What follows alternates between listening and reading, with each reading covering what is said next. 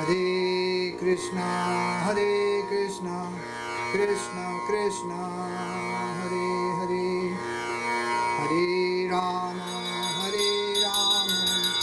Rama Rama, Hare Hare. Narayanam namaskritya naram chaiva narottama devim saraswatim vyasam tato jayam mudira. Shri Krishna Caitanya Prabhu Nityananda Shri Advaita Gadadhar Shiva Guru Bhaktivinoda.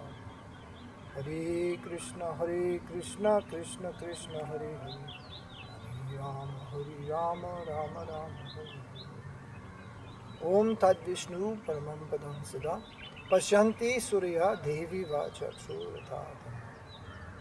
This is a verse from Rig Veda. Rig Veda is one of the principal Vedas. There are 4 principal Vedas. And it is taken that Rig Veda is the more principal. So Veda, Veda means knowledge. And knowledge has 2 main divisions, material and spiritual. The mundane, knowledge of the phenomenal world. And the spiritual or transcendental knowledge, that is called Sapta Brahman, knowledge of that which lies beyond the senses. Now, in the modern world, people are very busy with essential knowledge, what they can acquire through experiment, what they can acquire by their touch, that type of knowledge. Knowledge of transcendence, that is almost an imaginary thing in society. Imaginary thing means people doubt that it exists in the first place. When people want higher knowledge, they look towards the sky, they look towards the heaven, and they want to know something about some life on other planets, something about another galaxy. But this is also within the mundane world, looking towards heaven, looking towards the sky, towards another galaxy, to want to know something about life there. That is also mundane, because that is within the material sky. Transcendental knowledge lies beyond the material sky, in the spiritual sky. So the Veda deals with all knowledge, mundane and transcendental. We may, to a certain extent, discover the mundane knowledge without the help of the Vedas. Sure. For example, in the Vedas, there are many references to flying machines, aeroplanes, rockets, even spaceships, and interplanetary travel. Then in time, they're going in the space, the astronauts, sending the moon mission, going to another planet. And they're doing all of this without referencing any point in the Vedas. However, long before man could dream of flying as an accepted proposal, knowledge of flying was there in the Vedas. But man has learned to fly without directly approaching the Vedas. So material knowledge can be gained by one's own endeavor to a certain extent. The Vedas inform us of flying machines, the possibility. Now, thousands of years later, ignoring the Vedas, we have developed our flying machines. The Vedas also inform us that there is life on other planets, but we have not discovered that by our own means. Yet, the proposal is there. So much time you can save if you accept the Vedic knowledge. Why you should accept that Vedic knowledge? The Vedic knowledge says there is life on other planets. Why you should accept that? Well, it is quite logical. The Vedas proposed the flying machines and interplanetary travel thousands of years ago. And now you have come to know that is possible. So why you should reject the other proposal of the Veda, that life is there on other planets? First, accept that there is life on other planets. Whether you'll be in contact with that life or not, that is another question. When you will come to meet that life, that is another question. But you can answer that primary question. Yes, there is life on other planets. There is life throughout the universe. According to the Vedic knowledge of the universe, there is no place where there is not life. And life in many and varying degrees. But again, we struggle with this principle of accepting a higher authority. And therefore we want to know everything by our own hard work and experiment and research. The proposal, life is there everywhere in the universe. Then we're doubtful about that. And for many years we are thinking life can only exist in a certain limited circumstances. That we find life here on this plane, on the earth. If it is too hot, like the sun, how is it possible for life to live there, exist there? Or if it is too cold, like the moon, how is it possible for life to exist there? But then we discover, even in our own world, in a volcano deep within the ocean, where the water is thousands of degrees heat, where we have no experience of anything living before, we discover some life form can live within that extreme circumstance of heat. You see. So life exists in all places, regardless of how extreme. We may have experience of that, we may not. But through the Vedas, we can know what is not knowable to us in this world. But as I said, to a certain degree, we can gain knowledge of this world by our own endeavor. Do you follow? Yes. But as regards transcendence, as regards that which is beyond the material field, as that which is beyond the material sky, that which is lying in the spiritual sky, that is unknown and unknowable by any other means than the Vedic authorities. The Veda itself and the paramparas. The parampara means the guru-disciplic successions who come in a line of teacher and disciple. A continuous line running for thousands of years. Teachers, gurus, and disciples, students, receiving the higher knowledge, cultivating the practices of sadhana, the practices to attain higher realization, and ultimately coming to the higher realization. Only through this method, Veda and guru-disciplic succession, parampara, teacher and disciple, can what is beyond the world become known to us. Become known to us in a more substantial way than you experience the world today. How you experience the world today. You want to touch it. You want to see it. You want to hear it. You want to have some reciprocation with it. Doing these things, you are assured it exists. The spiritual world, the experience of transcendence is more reality than that. In the morning we wake up, we see the sun rising on the horizon. When knowledge of transcendence awakens in the heart, it is a more substantial experience than seeing the sun rise.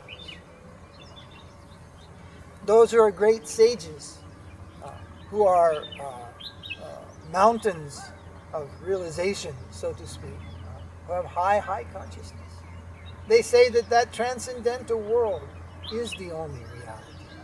In everything in this phenomenal world, today or tomorrow, it vanishes. So,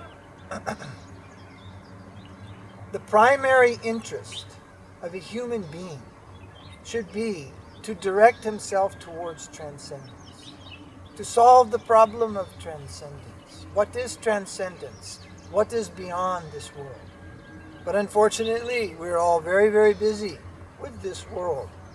We're busying ourselves in this world, and we're without even the slightest information that there exists beyond this world another world.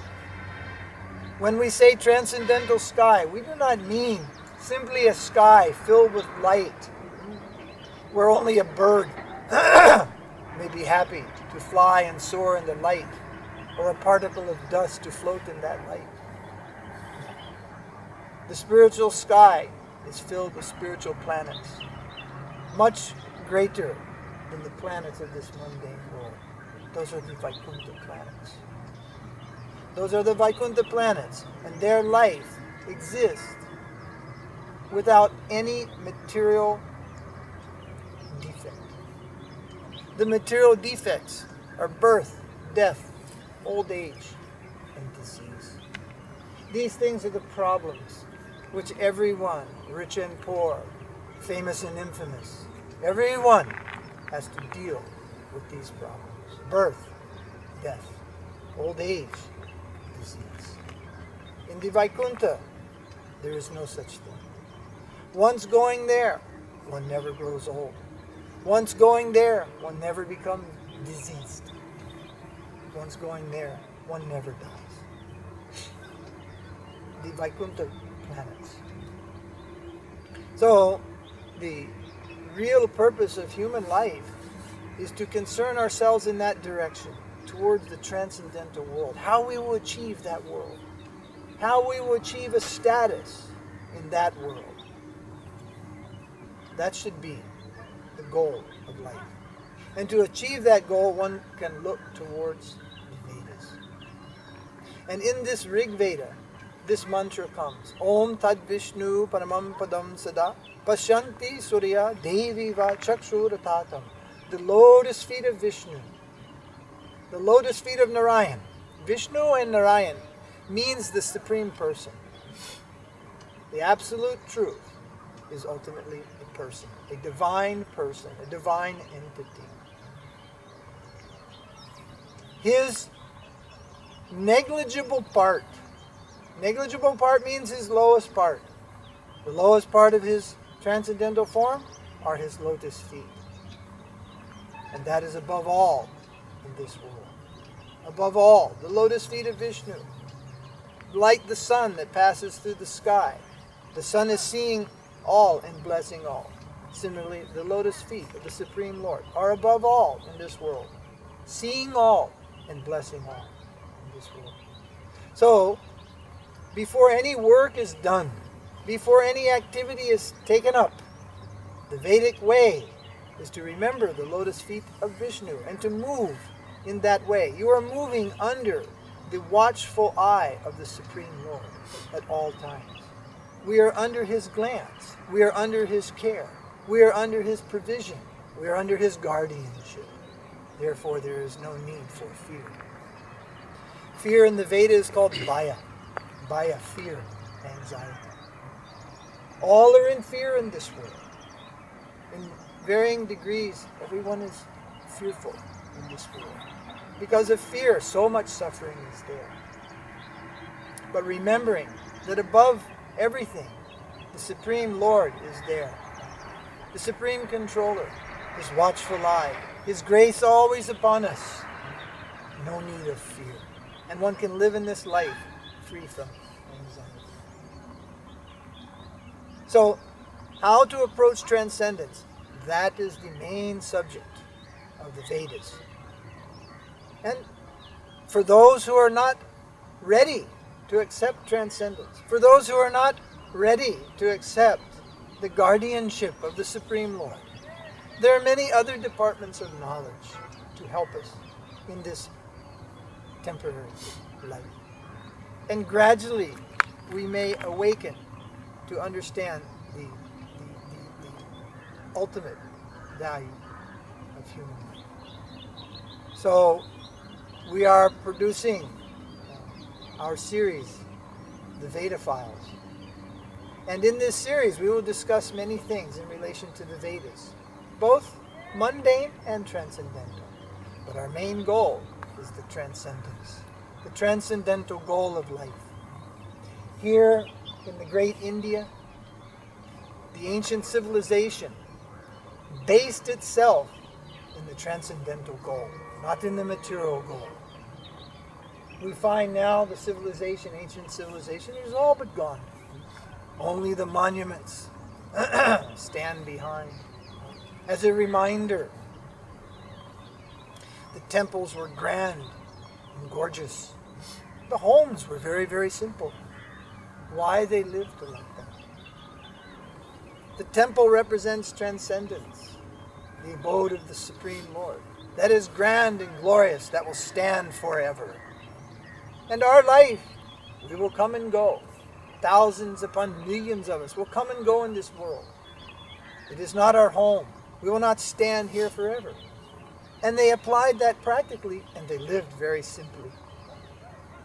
We look back on them now, and we wonder if they had the ability to build such marvelous wonders in stone, and big, big temples and palaces, why they didn't build for themselves homes which would last 100 and 200 and 300 years.